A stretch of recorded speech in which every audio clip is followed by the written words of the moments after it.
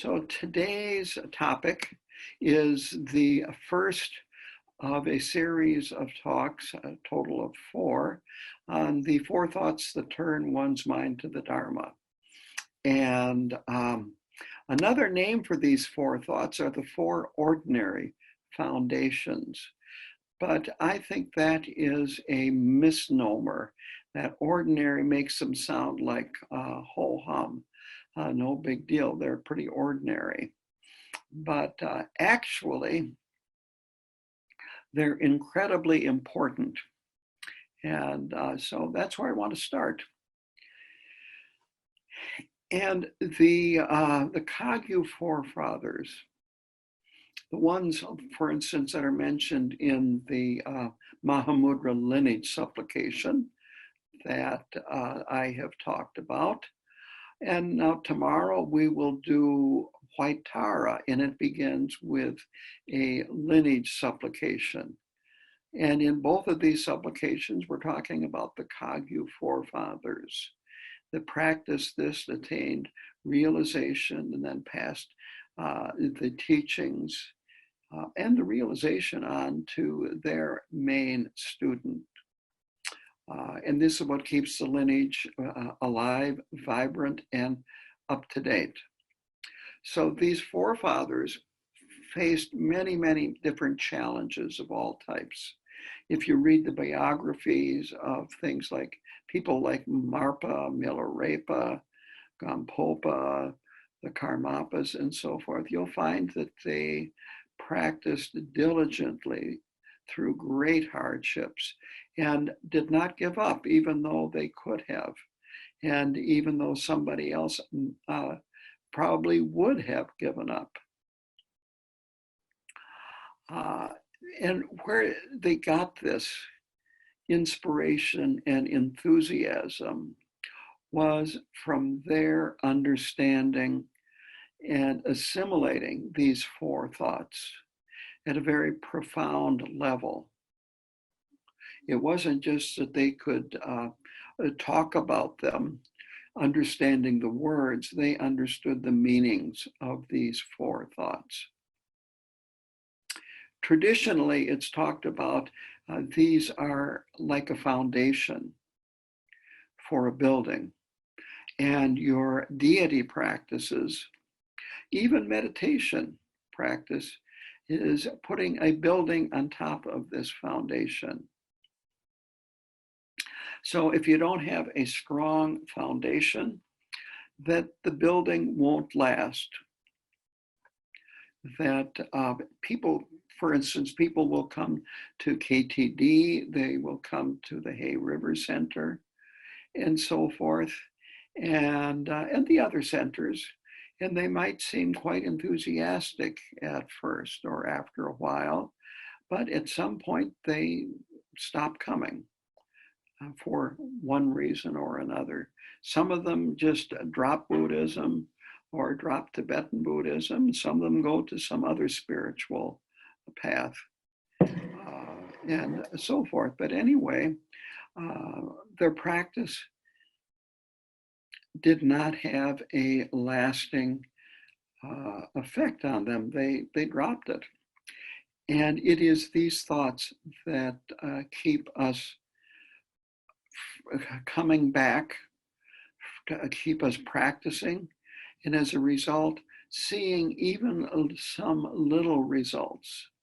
It's very difficult to expect and have, shall we say, instant results or quick results. But little by little, if we pay attention, if we're diligent and practice, we will experience results. So we need to plant these four thoughts, you might say, in the center of our hearts, and to constantly be aware of them, to constantly reflect on them and our lives, how our lives align with these four thoughts. And so what happens is, if we don't keep these four thoughts in our heart, we will become discouraged. our faults, instead of getting smaller, will get larger. That we'll have 1,001 different excuses for not practicing.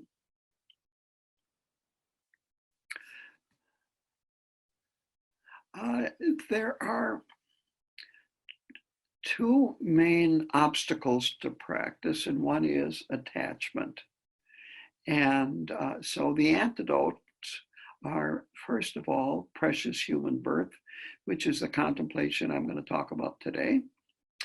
And the other is impermanence, and that is things are constantly changing and life is uncertain and short. And I will talk about that next Saturday. So these go in, precious human birth goes into the freedom and opportunities that we have in our present human life and the difficulties that we have obtaining it. How fleeting and how fragile life is the part that contemplating impermanence helps us understand. If we can carry this into our daily life, contemplate this over and over again, and so forth, and realize that we never progress beyond them, even if you are practicing Vajrayana on a daily basis, even if you're a Mahamudra practitioner. You need to keep these in mind to give you the motivation to keep practicing. And so the signs of them actually helping, these two first ones, is that you develop more equanimity, that you're more at ease with your life situations, whatever you are doing. You develop different priorities. Your study and practice of Buddhism becomes more important. And the worldly activities that you once thought were important aren't nearly as important as you thought they once were. You start finding that you have more contentment and you have more satisfaction in your life. And the idea is that this contentment and satisfaction, it isn't that you perhaps have more things in your life to be satisfied or to be content about, but enough is enough and you are fine with that. So the other obstacle is wanting relative happiness in this life and in future lives. And the problem here is that you're not focused on the ultimate goal, which is to escape from samsara completely and attain permanent liberation and happiness. So the antidote for this are the contemplations of the third and the ordinary thoughts that turn one's mind to the Dharma. The third one is about karma and how the laws of karma or how karma works. And the other is that there's no really safe, secure place to hang out in samsara. That wherever you are in samsara, it still has lots of suffering and is uncertain. So the result of these last two contemplations is that you'll have a reduction in your attachment and that to conventional happiness, you will see more and more subtle attachments that you have as you progress.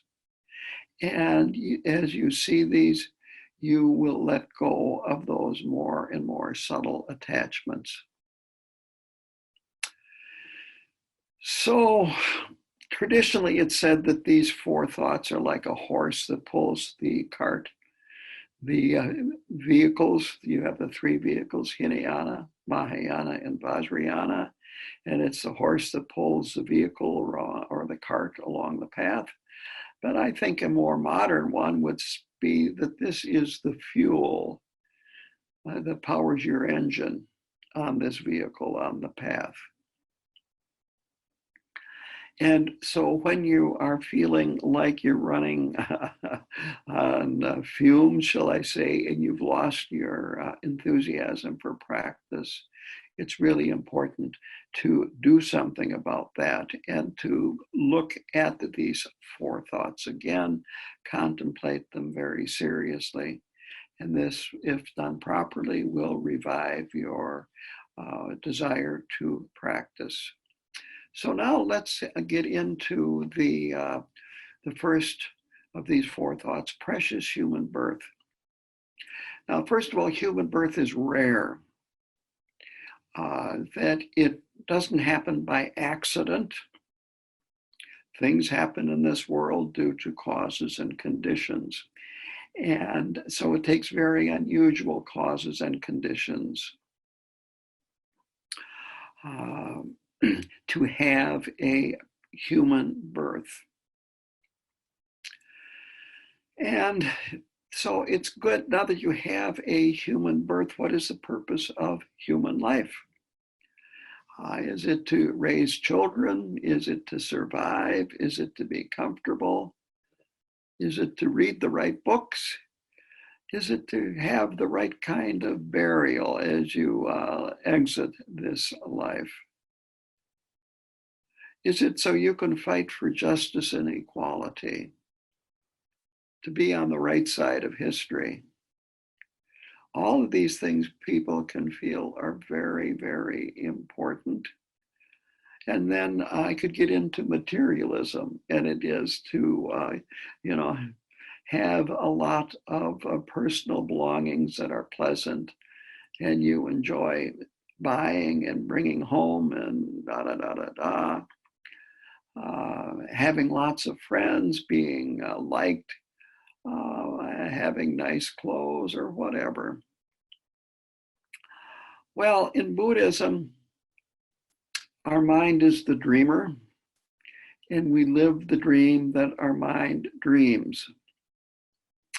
With spiritual practice, our dreams become happier, and eventually we can wake up. And that really is the purpose of life, according to the Buddha, that while we are here in this human body, we have the ability to understand and reveal our essence, who we actually are, which is that we are the Buddha. To realize the true nature of our body, speech, and mind. And so getting back to our precious human birth and our precious human life, this can only happen in the human realm. And it requires discipline and the resulting merit from past lives to be born in a human body. And so I'm going to go through a list here, a couple of lists. And it's good to remember these and refer back to these. When I first came across these, it was like, oh yeah, another list.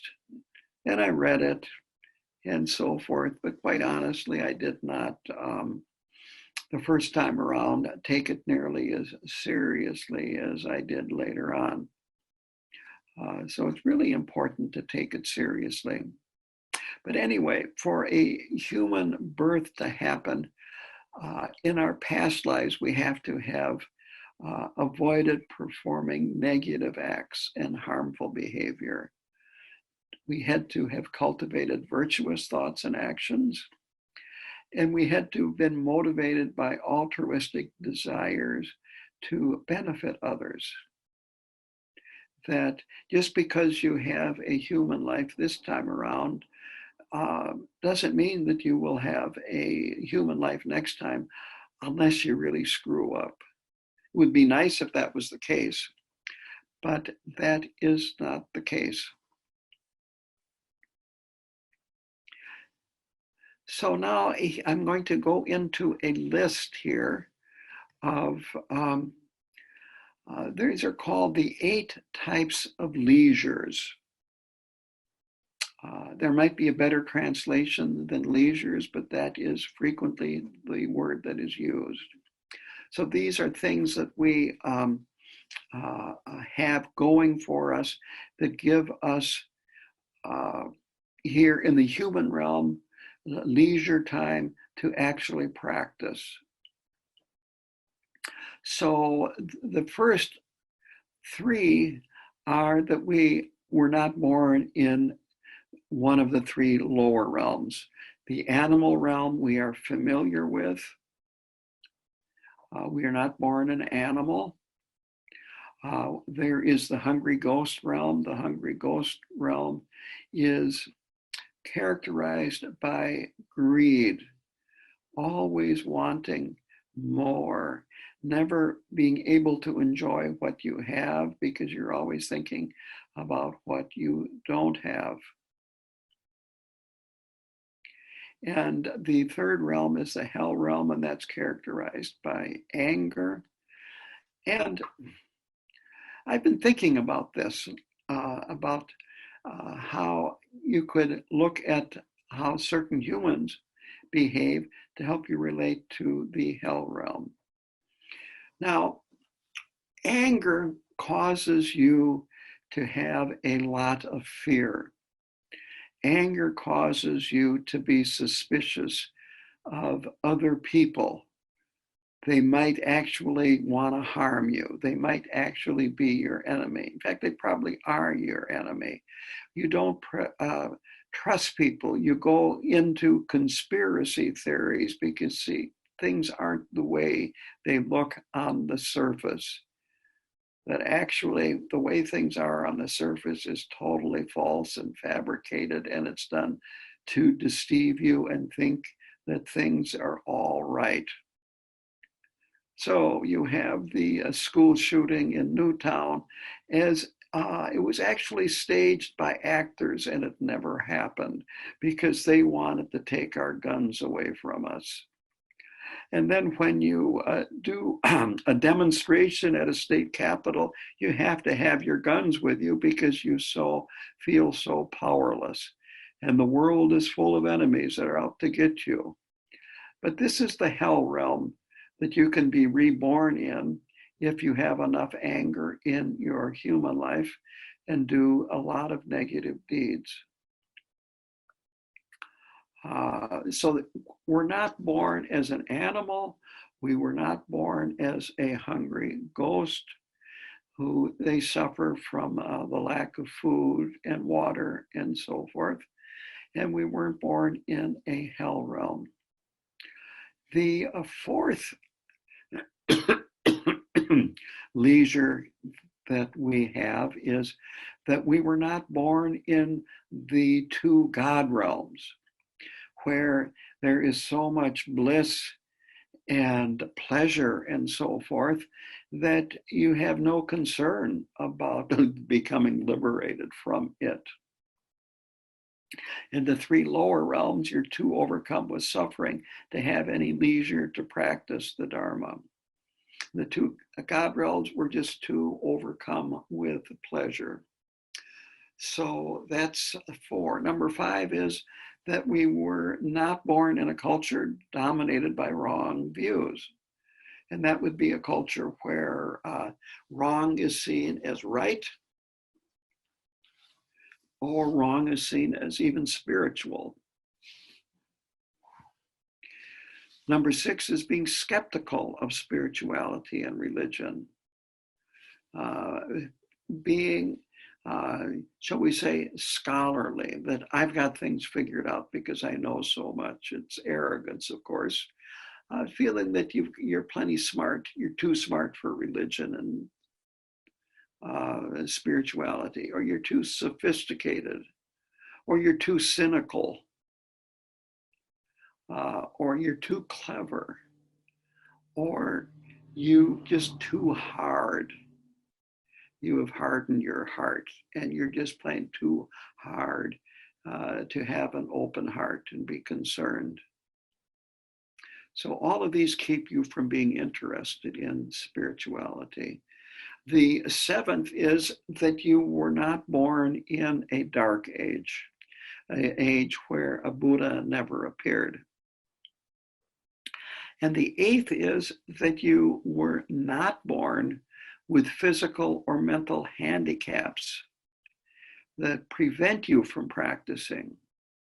Things like learning disability, mental illness, extremely strong kleshas where your mind is always going from one crisis to another. So these, having these absent in our lives, give us freedom. We have a mixture of suffering and happiness, and we've got some spare time where we can contemplate these and actually study and practice the Dharma. So the next are what are called 5 freedoms or 5 boons. One is that we have a human body, which kind of summarizes some of the things that was gone through in these 8 leisures. The second is that we live in an area where teachings are available, and they're actually readily available now. You just go to the internet, and you can go to YouTube and other places and see videos. You can get on the internet and buy a book and download it on your computer in 20 minutes and start reading. Or if you like me, if you like a hard copy, maybe it'll take 4 or 5 days to get it delivered. But you don't even have to leave home. So it's readily available. The next is that our faculties are intact and we have enough intelligence to practice. The fourth is that we have karmic predispositions to practice. You're here, you're taking part in this teaching. And if you see this when it's recorded and on YouTube, then again, it shows that you're interested. So you have a karmic predisposition, which is excellent. And you are receptive to Buddhism and spirituality. So these are 5 qualities that you have that are really beneficial. Without them, you're not going to travel the path. So these are inner circumstances. Next are 5 that are outer circumstances. And the first is that you live in an era where the Buddha appeared. He appeared in India about 2,600 years ago. The 7th is that the Buddha taught the Dharma. And Buddhas, when they appear, they don't always teach the Dharma. But Shakyamuni taught the Dharma. The 8th is that these teachings are purely preserved and passed down from realized masters. And there's a living transmission of the teachings through these realized masters. When you become a realized master, you become the Dharma. This is what keeps the Dharma pure. And the idea is that scholars know a lot about Greek mythology from the time when Greek had its apex of philosophy and so forth. And we know a lot about Roman mythology and so forth. But there really isn't, to the best of my knowledge, a living transmission of this religion from one living person to another, to another, to another, to the present time. We're dealing primarily of old books that have been preserved, old paintings, and then maybe word of mouth tradition. But here we have living transmission through realized masters. And then finally, we have lamas who will teach rather than the practice in solitude. And this reminds me a bit of Khenpo Karthar Rinpoche, because I was under the understanding that he was in retreat, but the Karmapa, I believe 16th Karmapa, told him through, I think, a messenger to leave retreat, and it's time for him to go out into the world and teach. And we all benefited tremendously from Rinpoche teaching in the world rather than staying in retreat. So it's important to contemplate this. If you can't memorize it, then write it down and refer to it.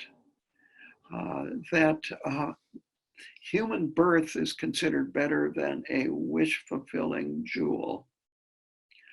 That because a wish-fulfilling jewel may fulfill your wishes in a worldly sense. And there's a lot of mythology in Buddhism about wish-fulfilling jewels. But human birth is better than that, because with a human birth, we can use our existence to improve our lives temporarily, to reduce our suffering, to cause less suffering to others, and to be of more benefit to other people. And we can also be liberated. So these are the temporary and the supreme benefits from practice. And then finally, this is a traditional way of looking at how many beings are in these different realms. So hell beings are as numerous as dust motes in the universe. It's really easy to be reborn in that psychological state. Hungry ghosts are not quite as numerous. Animals, we can see animals. Our karma is closest to that of the animals. And like how many organisms, living animals, are there in a drop of pond water? How many ants are there under a rock when you pick it up in the summertime? And so forth. That this world is teeming with animal life of all kinds. From micro organisms to small insects and small other animals to large animals. The large ones are the smallest in number, actually.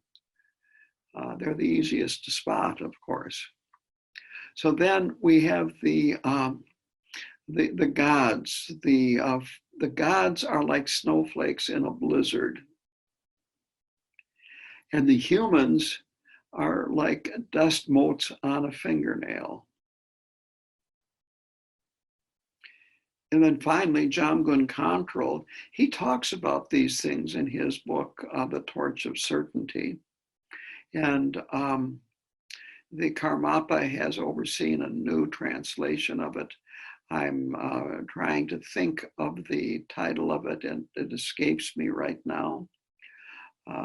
But anyway, in that book, Jamgon Khantrul says, precious human birth is rare as daytime stars.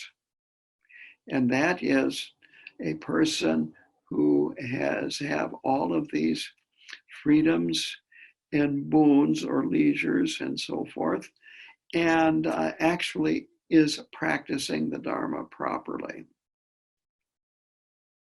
Another classic example that is given for how rare a human birth is the example is you have an immense ocean, and there's a sea turtle that lives in that ocean, and he comes up for air to the surface once every 100 years.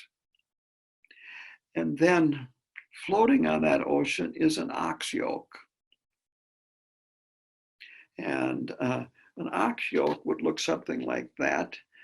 You would put it over the head and the neck of the ox, and that would be where the pulling force of the ox going forward would be transferred to the cart. And so it's not a very big hole.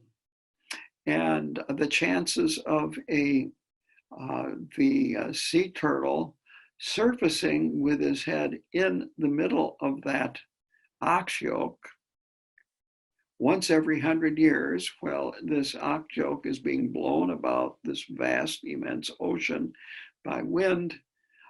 That is the chances of a being being born a human.